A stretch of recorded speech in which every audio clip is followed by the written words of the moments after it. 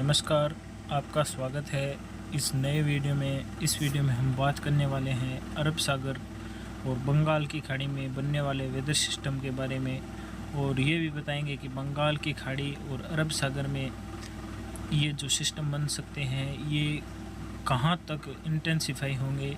क्या बंगाल की खाड़ी में साइक्लोन बनेगा?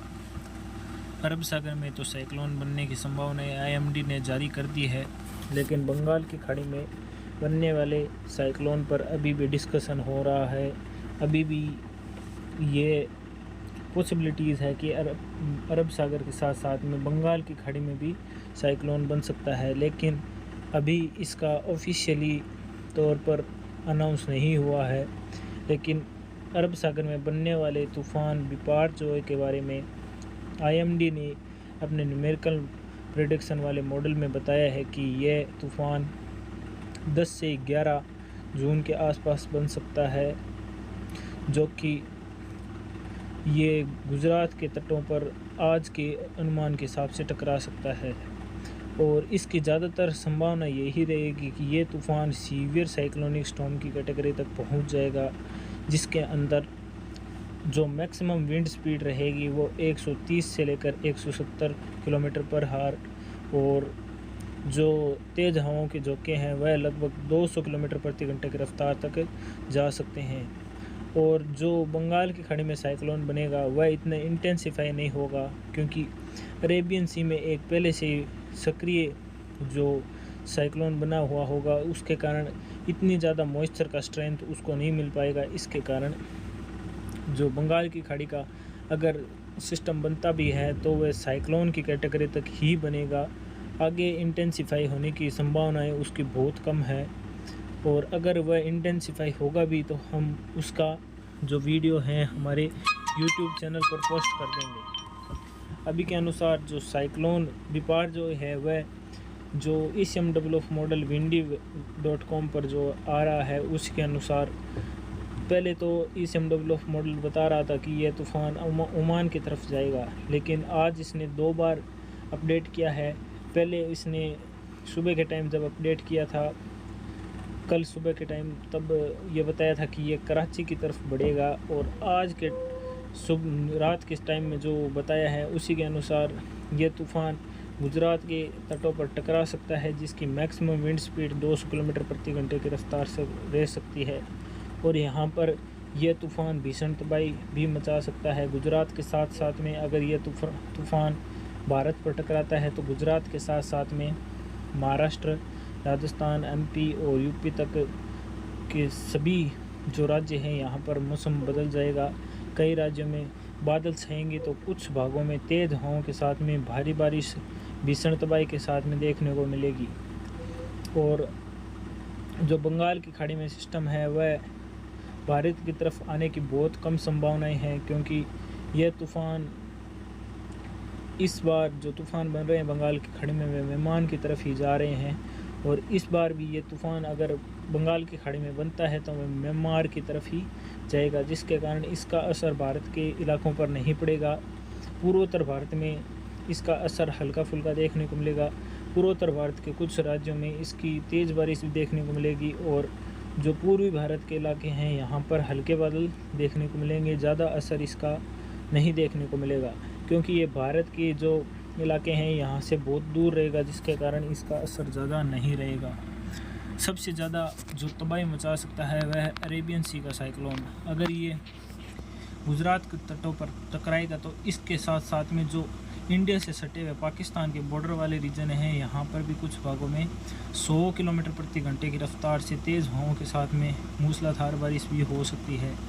इसी के साथ साथ में अगर ये भारत के तटों पर टकराता है तो इस साइक्लोन से जो मानसून है उसकी स्पीड बढ़ जाएगी, और ये भारत के किसानों के लिए अच्छी खबर है। लेकिन जहाँ ये तूफ़ान टकराएगा वहाँ पर सब कुछ तहस नहस कर देगा, और दूसरे राज्यों के लिए ये अच्छी बारिश लेकर आएगा, जिसके कारण कहीं पर तबाही होगी तो कहीं पर खुशहाली होगी।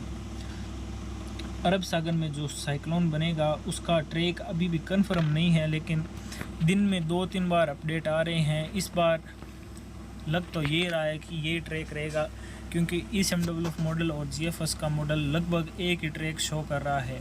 ECMWF मॉडल के अंदर 10 से 11 जून तक ये गुजरात पर टकरा जाएगा, लेकिन जो GFS मॉडल है उसके अंदर दिखा रहा है कि 10 से 11 जून तक ये जो साइक्लोन है ये साइक्लोन की कैटेगरी तक पहुंच जाएगा और इसका जो ट्रैक रहेगा वो ये कर्नाटक की तरफ कर्व कर सकता है और ये कर्नाटक के कुछ भागों पर टकरा सकता है, जिसकी मैक्सिमम विंड स्पीड 130 किलोमीटर पर रह सकती है और ये ज़्यादा तबाही कर्नाटक केरला के क्षेत्रों पर मचा सकता है। लेकिन ECMWF मॉडल इससे पूरा ही अलग दिखा रहा है। ECMWF मॉडल के अंदर तो ये नॉर्थ वेस्ट इंडिया की तरफ जा रहा है।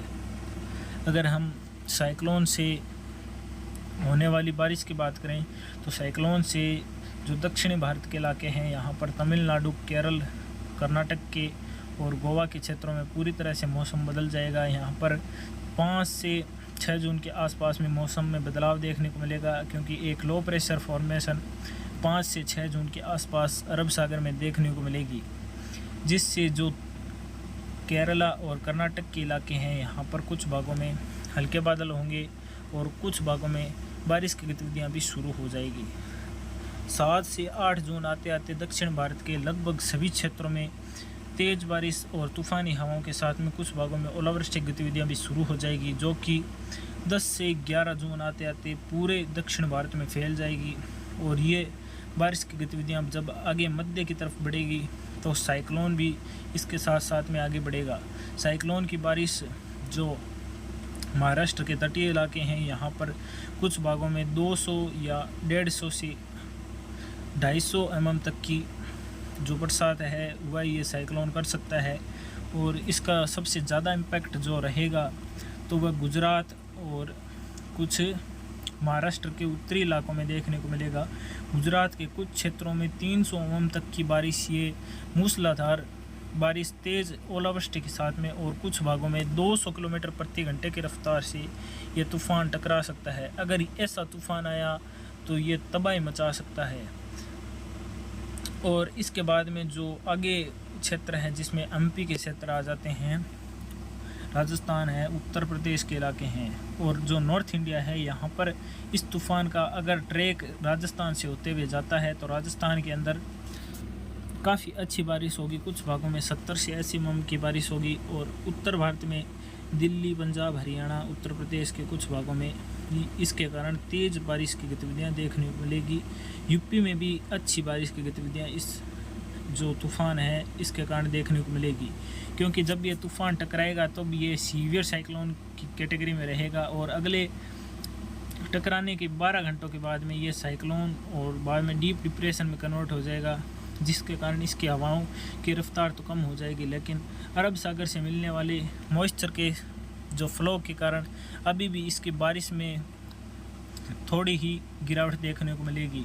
बारिश की गतिविधियां लगातार देखने को मिलेगी और लगातार अभी भी उत्तर भारत में बारिश की गतिविधियां देखने को मिल रही है। आप 24 घंटों के दौरान देख सकते हैं कि आने वाले 24 घंटों के दौरान दक्षिण भारत के केरल, कर्नाटक और महाराष्ट्र के दक्षिणी इलाकों में अच्छी बारिश होगी और राजस्थान के एक बड़े दायरे में आने वाले 24 घंटों के दौरान में 15 से 20 mm की बारिश देखने को मिलेगी। पूर्वोत्तर भारत के कुछ भागों में 80 mm तक की बारिश देखने को मिल सकती है। आने वाले 24 घंटों के दौरान में बंगाल की खाड़ी के आसपास में जो अंडमान निकोबार के क्षेत्र हैं यहाँ पर भीषण बारिश की गतिविधियाँ देखने को मिल सकती है।